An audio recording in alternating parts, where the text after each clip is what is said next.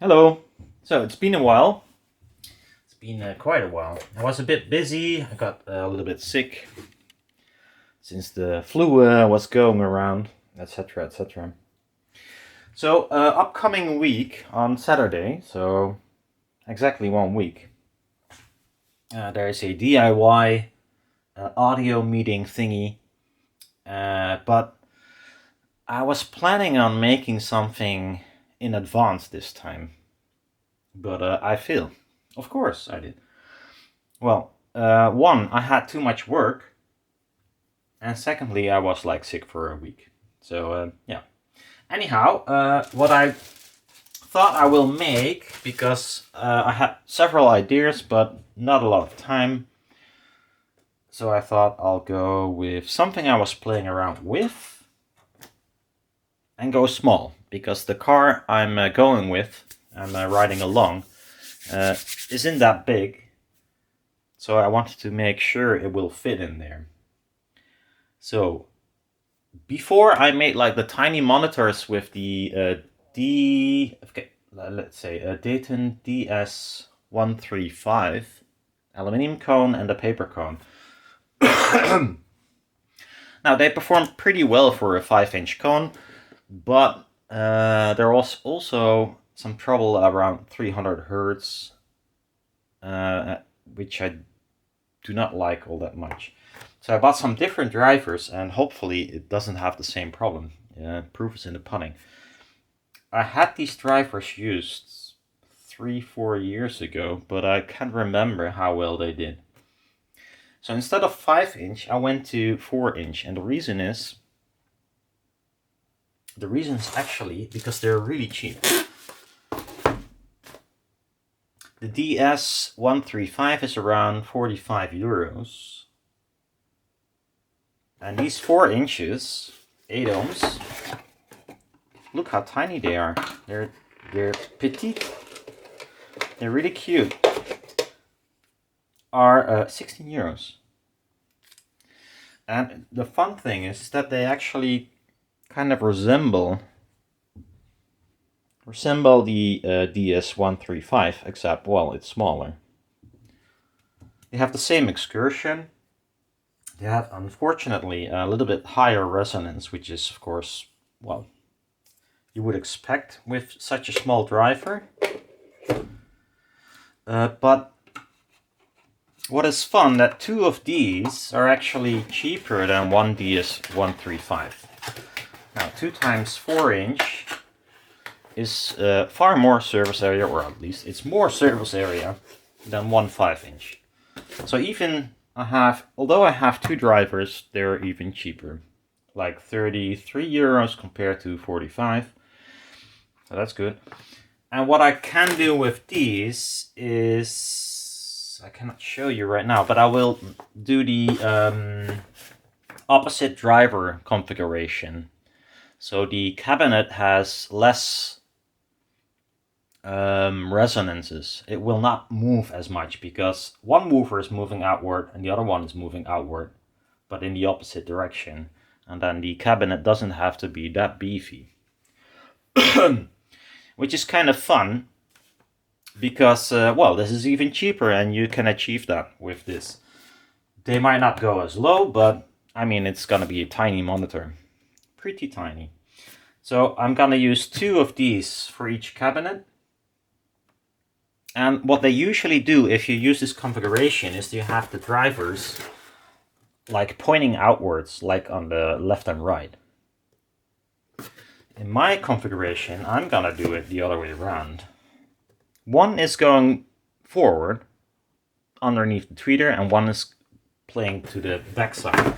And the reason for that is these are 8 ohms, and what I want to do is put them in parallel, put like a coil in series with the 2 drivers, and then add another coil and maybe a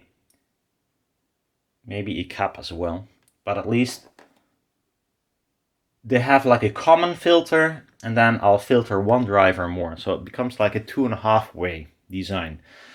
And this opposite woofer thingy is interesting in the lowest frequencies, or at least lower frequencies. So I can let the front woofer play up till the tweeter to cross to the tweeter, and the backside will only do like whatever lower end up till maybe 500, 600, 800 hertz, or I don't know. We'll have to look into that. But just to add to the surface area in the low end to still let it play decently and have this cabinet thingy, opposite woofer thingy. Yeah, and it's still cheaper. So that's the idea. Then I made some new frames because I'm gonna try something new. So these are just 3D printed frames, nothing special. There is a tiny ridge here. You cannot hardly see it, but that's where the foamy tape is gonna be sitting. It's gonna be this tape. It's some white foamy double-sided tape, pretty soft.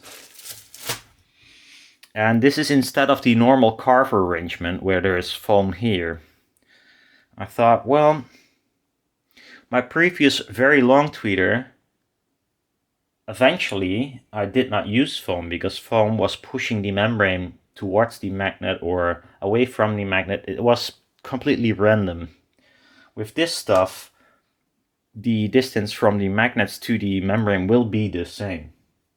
Now what I will do is, it's not gonna be like completely unsuspended on the sides.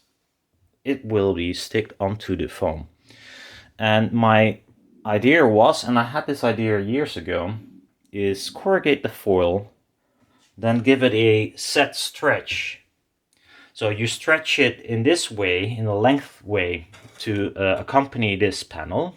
That's fine, after corrugation. And then I'll put a little bit of stretch sideways. I have to think about how I'll do that. I could use just some normal tapes and stretch it a little bit, then put on the frame, or I might use a weight with a roller on the table so you have always the same tension. I did this once for another panel and that works. Except I used it to stretch in the other direction, but then hopefully we get still a low enough resonance of around 400 hertz or something. That would be great. Now the rest of this thing is so simple. That's why I wanted to make it, because I don't have much time. So you just put in the magnets. I won't be using glue right now, but well, if it's like permanent I would. And it's gonna be single-ended, and that's fine for top frequencies. You don't get a huge SPL. I mean, push-pull is far more efficient. But these woofers are 81.5 dB, I believe. And, well, I use two in parallel, so at best you get 87.5, which is not gonna happen, I think, but even if it did, only one woofer will be playing the mid-range and upper frequencies. So the added few dB is gonna be on the low end, which is very useful in this case because they're tiny woofers. So yeah, it's gonna be looking something like this, and then I'll add the tape. And this ridge prevents it to be, yeah, well, it will make sure the tape will be at this spot instead of hanging over or something. So I'll just do this one as well. Let's see. Same orientation of the magnets. Yes, I have purple hands, I know. Nothing new there. Oop. Oop. And I have exactly a week to complete this. So I hope I'll manage. But who knows? Maybe I won't. Question is it smart to do the magnets first, then the tape? Probably not. I'll add a few of these tapes, see how that goes.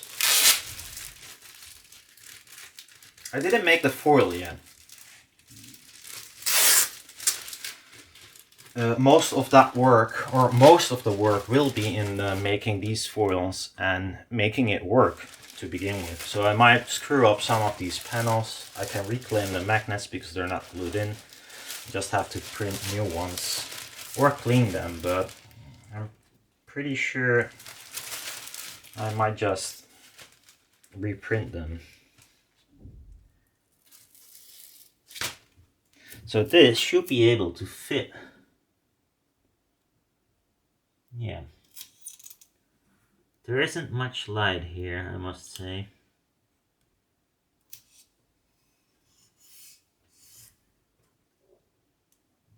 Yeah. You need quite a bit of light to align this properly. I'm gonna fuck this one up. And the scissors does not like these sticky stuff. The ridge is so small here that I can hardly see.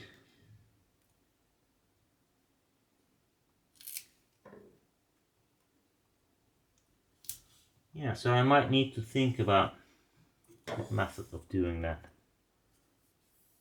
At least it's not sticking out.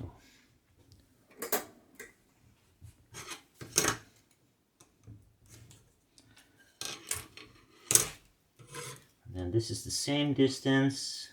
Oop.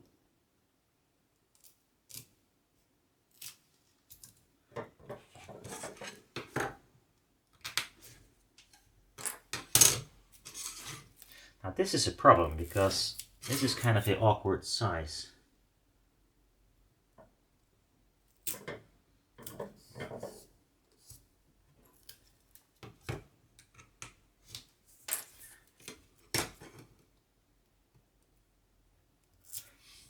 I must say I never used this foamy bit tape. I hope it works. I hope it's not too soft or just, you know, go to mush after a while, but who knows. It won't be before next week, so.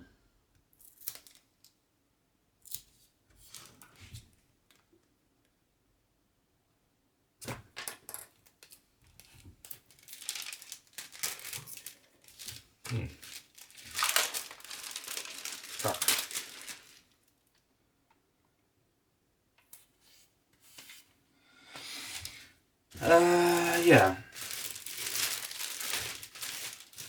So my idea is to make the coral that will be sitting on here a bit larger, so I can like tape it down to the table, for instance, and then hang a weight on one side after corrugation. So it's just some sideways tension, so it's not like creating all kinds of weird resonances.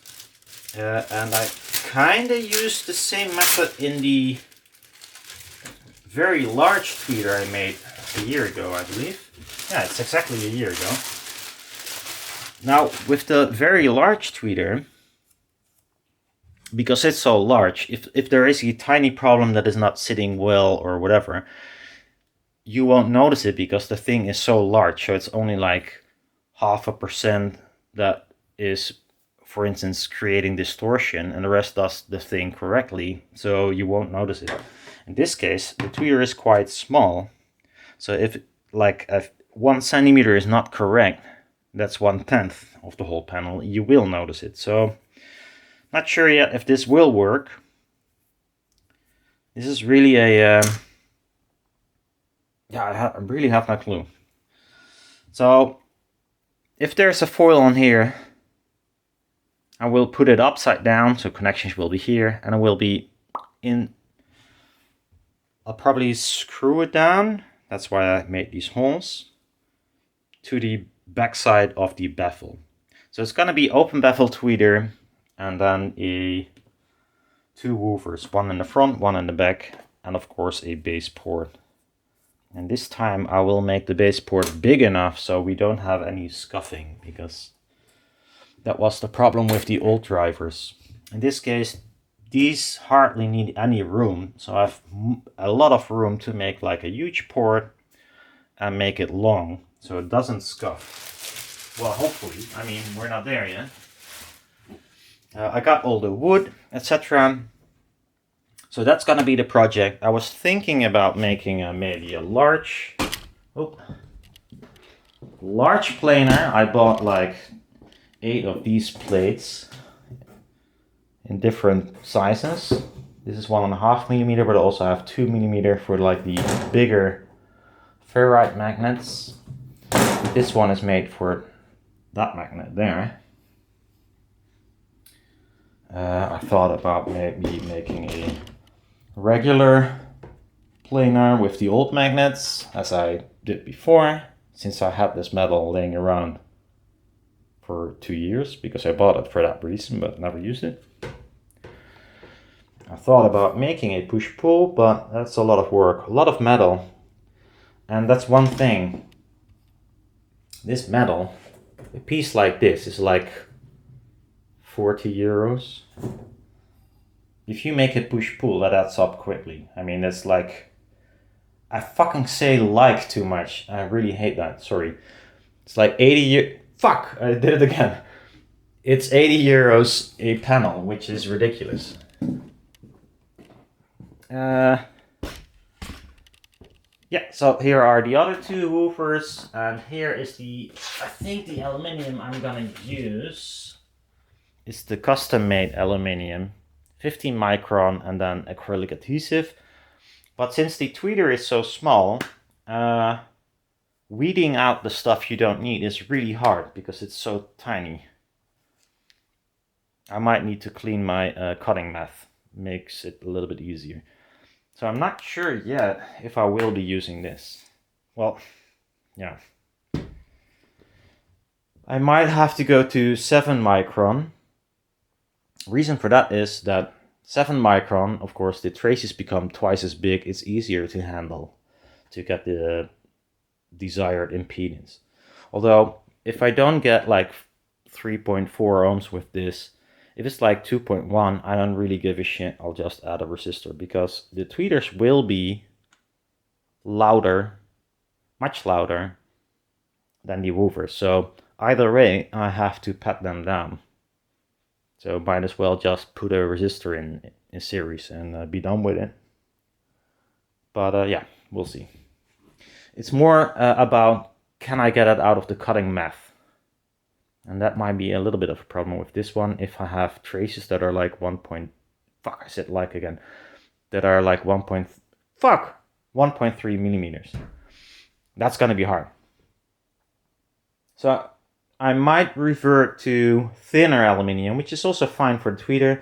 Downside is it doesn't corrugate as nice. So if you put it through the corrugation, it doesn't hold the corrugation really well, which I do not like. I have something in between, but that would be 11 micron. And this is 15. It's not a huge difference, so I don't know. Might be a little bit too much hassle just for lowering it by 4 micron. And I said like again. It's amazing how often you say it. Or at least I do. And I hate it when I watch a video and I hear it like hear it all the time. Anyhow, it's been a while. It's not a very interesting video. I just want to set the stage for what I want to try to do. And hopefully I'm not as tired as I was today. And we're gonna make some stuff tomorrow. I guess we'll start with the tweeters to see if this whole idea even works. Because if it doesn't, it might change the whole other design. I think the base cabinet, I wouldn't say it might be the easiest, but at least it's something you can just calculate and, you know, look at how it looks or whatever and make it. This one, yeah, as usual, making your own drivers, planar magnetic drivers. There are no books or rules or this is how you do it. You have to do it like this, blah, blah, blah. It's just what I know, and if I try something new, it's gonna be hit and miss. Anyhow, have a nice weekend, and I hope I'll see you this week a few times. Yeah, that's about it. See you later. Bye bye.